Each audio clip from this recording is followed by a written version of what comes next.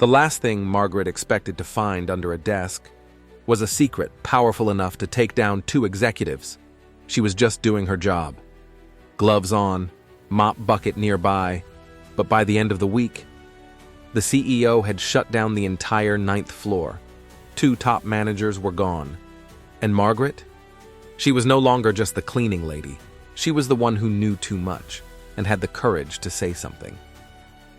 In today's emotional story time RP, you'll experience a cleaning lady who uncovered something no one was meant to see, a hidden betrayal that could destroy an entire leadership team, and the private conversation with the CEO that changed both their lives. There's a little quiz at the end. How many times is the name Ms. Dillard mentioned in this story? It's just for fun, our way of saying thanks for watching closely and spotting the subtle moments others might miss. Be the first to answer.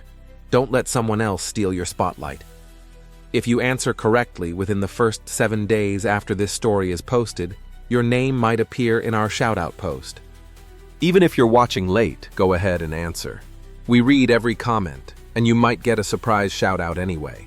Before we dive in, if this story moves you, drop a comment letting us know where you're watching from.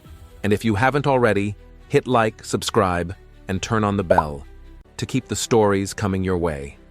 Margaret had worked the night shift for nearly 7 years. Same mop, same route, same silence. While the city slept, she moved through polished hallways and glass-walled boardrooms like a ghost no one ever noticed. But ghosts see everything. And Margaret? She noticed details others didn't.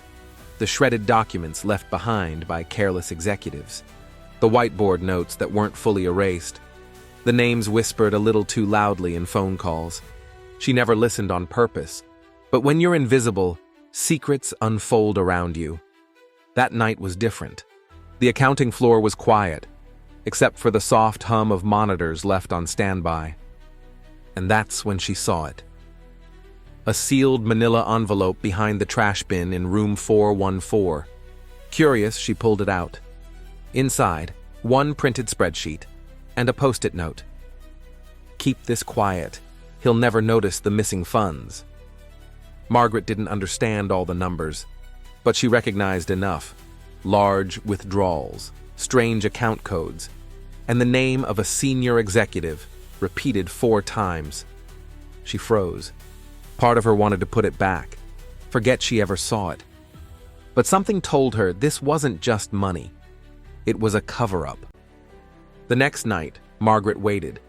She knew the CEO sometimes stayed late on Thursdays, so she cleaned nearby and waited for him to come out of his office. When he did, she walked up, folder in hand. "Excuse me, sir. I think this was left behind." He barely looked at her until he opened the envelope. 10 minutes later, she was in his office. He didn't speak for most of it, just stared at the paper, then at her. "How long have you worked here?"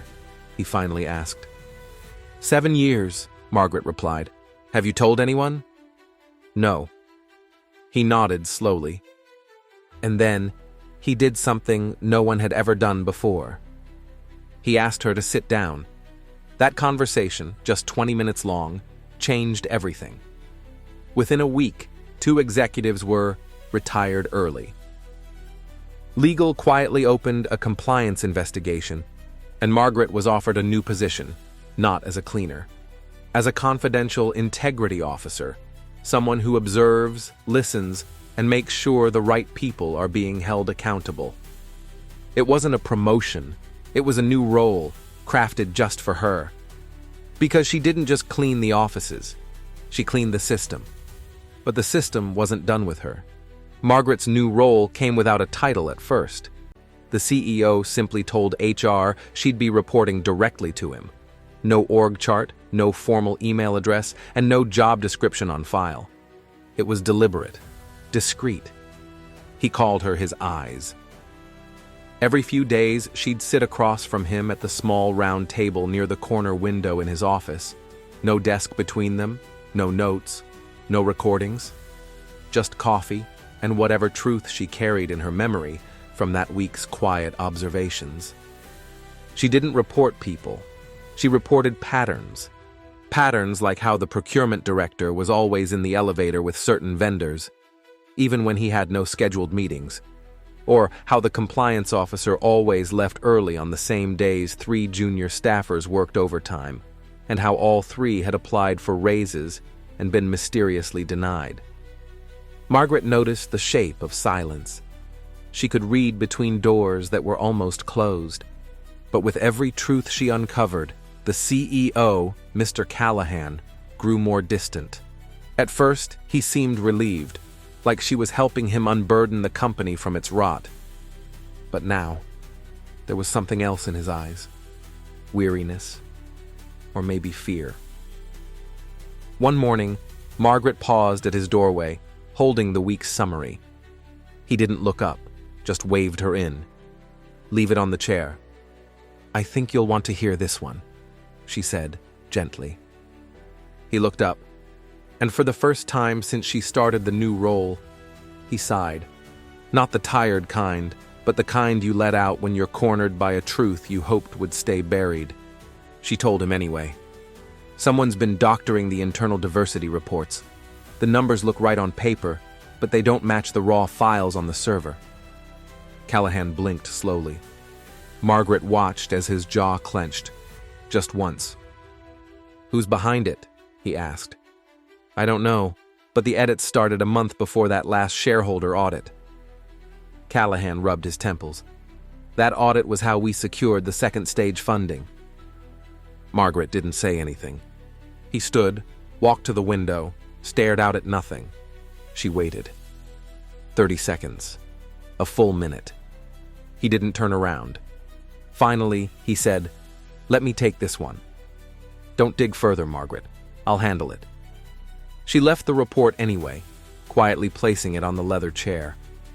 As she walked out, she heard him mutter something under his breath. It sounded like, "We're already too far in." From that day, something shifted. Margaret noticed certain people watching her, not overtly, but enough. Elevator glances that held too long, conversations that stopped when she entered the room. One morning, her keycard failed. Just for 2 minutes. Then it worked again. IT said it was a system bug. She knew better. Later that week, her desk, a small one tucked near the CEO's office, was moved to the opposite wing. No reason, no explanation. Margaret didn't complain, but she paid attention. She saw that the assistant to the CFO had suddenly been reassigned, that the head of legal hadn't been seen on the executive floor in over a week, that Mr. Callahan stopped making eye contact when she passed. Something was unraveling, and she was now standing where no one wanted her to be, in the middle. Margaret's personal life was no sanctuary either. Her sister, Naomi, had been calling less.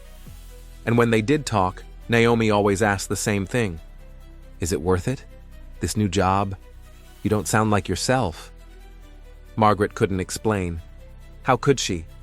That her world had gone from bleach and buckets to billion-dollar decisions, without a map. One night, Margaret visited the office after hours. The building was mostly empty. She said it was to catch up on some files. Truth was, she needed to breathe in the silence, the kind she once owned, when her only task was to clean. She took the elevator to the 11th floor, the executive wing. Lights were dim, her heels echoed. As she turned the corner, she saw someone in Mr. Callahan's office. But it wasn't him. It was Ms. Dillard, the VP of Strategy, a woman Margaret had reported 3 times already for policy bypasses. Ms. Dillard was sitting at Callahan's desk, sipping from his mug, flipping through a folder that looked identical to the one Margaret had left last week. Margaret froze. They locked eyes. Dillard didn't flinch. She smiled and said, "You're early." Margaret left without a word. The next morning, Mr. Callahan was waiting for her in the lobby. He never came down, not for anyone, but there he was, waiting. "Walk with me," he said. They stepped into the elevator. No eye contact, no small talk. Finally, he spoke. "I think we've both been helpful to each other." Margaret said nothing. "But there's a limit to what this company is willing to change. We both know that." Still nothing. "I need your discretion going forward. Focus only on what I ask for. Nothing more. Nothing else." The elevator doors opened. Margaret stepped out. "Is that what you're asking?" she said over her shoulder. "No," Callahan said. "It's what I'm offering." That night, Margaret didn't sleep. She thought about everything she'd seen. The fraud, the cover-ups, the fear in Callahan's eyes, and the smug certainty in Dillard's. She'd only wanted to help, to do the right thing. But somewhere along the way, the company had stopped pretending it wanted to be cleaned. 2 days later, Margaret was called to HR. The woman behind the desk, young, kind, but nervous, slid her a new contract. Same salary, new title, special assistant to the CEO. Same department, but a clear clause. All investigations must be initiated directly by executive request. Margaret looked up. "Who authorized this?" "Mr. Callahan," the HR rep said, not meeting her eyes. Margaret didn't sign. She asked for the weekend to think. But that night she returned to the office late again. Alone. She walked the floors, not as a cleaner, not as an investigator, but as someone trying to remember why she said yes in the first place. She ended up on the 9th floor, the one she used to mop every Friday. There was a janitor cart in the hallway. New supplies, new gloves, not hers. She stood there, staring at it, and for the first time in months, she felt safe. Not because she was going backward, but because that cart had never lied to her. It had never made promises it wouldn't keep, never offered power just to take it away, never smiled to her face and filed reassignment paperwork behind her back. Just then, a voice echoed down the hall. "I was wondering if you'd come back here." Margaret turned. It was Mr. Callahan. No suit jacket, just shirt sleeves rolled up, tie loose. He looked tired, older than he had just days ago. "You didn't sign," he said. "No," she replied. Silence. "I told you there were limits," he said softly. Margaret stepped closer. "No, you didn't," she replied. "You asked me to help you fix things, and I did. You dug too far. You stopped digging at all." They stood there, two people who started out on the same side, now staring across an invisible line neither could erase. Finally, Callahan said, "There are things I can't tell you. Things I have to protect." Margaret nodded once. "I know. But if you walk away now," he added, "we both lose." She looked at him and smiled sadly. "I think we already have." Margaret's voice lingered in the hallway long after her footsteps faded. Mr. Callahan didn't follow her. He simply stood there, alone, beside a janitor cart he'd probably never noticed before that night. The silence felt heavier now, almost like the walls themselves were holding their breath. He rubbed his eyes, then turned and disappeared into the executive wing. Margaret rode the elevator down in silence. Not the kind of silence she used to cherish on quiet cleaning nights. This one felt colder, contained. It wasn't peace, it was pause. Like something large was waiting on the other side of a decision neither of them could fully make. Monday morning came with artificial normalcy. Her desk was back in the admin wing, no explanation. The new badge they gave her had the wrong department printed on it. Communications liaison. No one in communications had ever seen her. Margaret said nothing. She logged in, checked her access, still limited. Several folders she used to review weekly now triggered a red permission denied banner. She tried not to read into it, but it was hard not to. Hard not to notice the closed-door meetings happening more often. Hard not to see that Ms. Dillard now parked in Callahan's reserved spot because he's working from home. Hard not to notice that every elevator ride now came with tension. People either avoided her eyes or locked into them too long, both searching for something. Margaret kept showing up, early, quiet, watchful. She knew she was still being watched too. 3 days later, someone slid an envelope under her keyboard. No name, no note, just a single printed page. It was a security log, access times for the executive server. It showed Margaret's ID had been used at 2:42 a.m. 2 nights ago. She hadn't been in the building. Her stomach turned. She checked the file location that had been accessed, a personnel folder. It belonged to Ms. Dillard. It looked like someone was framing her. But why now? She stared at the timestamp again, then closed the folder. For the first time since taking the role, Margaret felt hunted. She didn't take the report to Callahan. Not this time. Instead, she visited facilities. A quiet floor, half renovated where few people wandered. There, she found Jeremiah, a security guard she'd known since her cleaning days. Jeremiah had kind eyes, a soft voice, and a habit of noticing things most people didn't. "You trust me, right?" Margaret asked, holding up the page. He raised an eyebrow. "You still say hi to people like me. That's trust enough." She showed him the log. He took one glance and nodded. "Yeah, that's not right. That's a ghost scan. Happens when someone clones a badge but doesn't realize the system logs a double entry from a mirrored reader." "So, someone used a fake copy of my card?" Jeremiah nodded. "And they didn't do a clean job of it." Margaret felt the weight settle in. Someone inside the building had the tools and access to forge her identity digitally.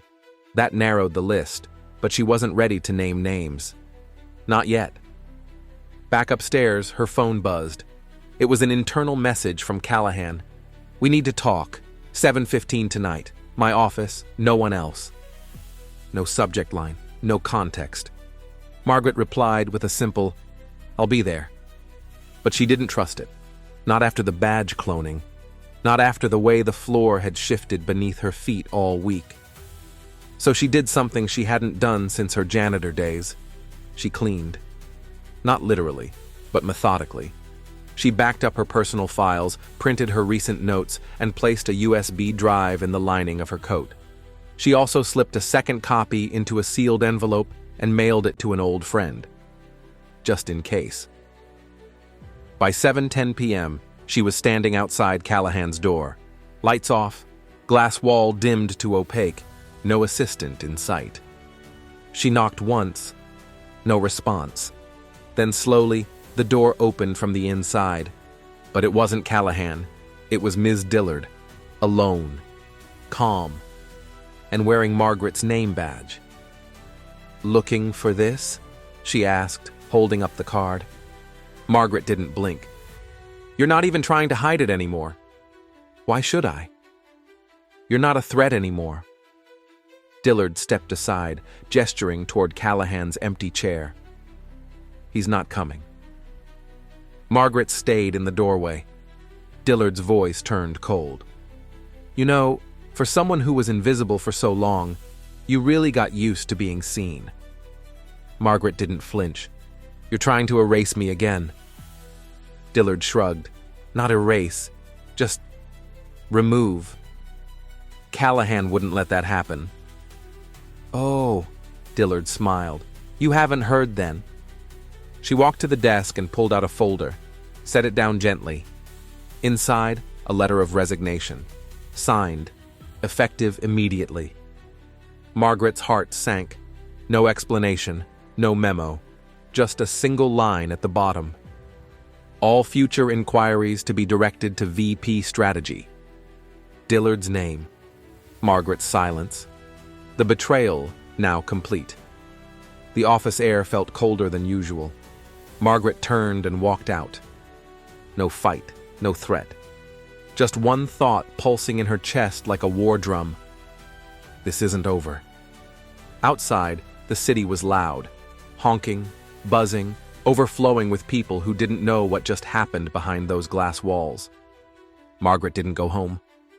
Instead, she walked 7 blocks to a small diner with flickering neon and no music, the kind of place people forget exists. She sat alone at a booth and ordered coffee, then pulled out her phone and opened a message draft. She wasn't sure who it was for yet, maybe the press, maybe someone on the board, maybe no one. But she started writing anyway. Everything she had seen, everything she had been silenced over, every report, every false flag, every name. And at the very end, she typed 3 words. They replaced him. She didn't send it. She saved it. Then looked out the window and watched a janitor clean the glass of the building across the street. Someone who didn't know she existed. Someone who might one day stumble across the truth like she had. Margaret closed her eyes and smiled. Not because she'd won, but because someone else just might. Sometimes power doesn't come from titles or offices or the corner seat at the top of the building. Sometimes it comes from being the only one who remembers, the only one who watched long enough and cared enough to speak when silence was safer. Margaret didn't get a promotion. She didn't get applause. But what she did get was clarity. She learned that not every truth leads to justice. Some lead to new lies, dressed in cleaner suits. But every now and then, just by standing firm, you plant a seed that cracks the marble from underneath, and maybe that's enough to start a shift. If this story moved you, tell us where you're watching from in the comments. And remember, there's a quiz at the end. Be the first to answer. Don't let someone else steal your spotlight. Drop your answer in the comments. If you get it right within 7 days of this video being posted, your name might appear in our official shoutout post. Even if you're watching late, go ahead and answer. We read every comment, and you might get a surprise shoutout anyway. Comment, like, subscribe, and turn on notifications so you never miss a story that hits where it matters.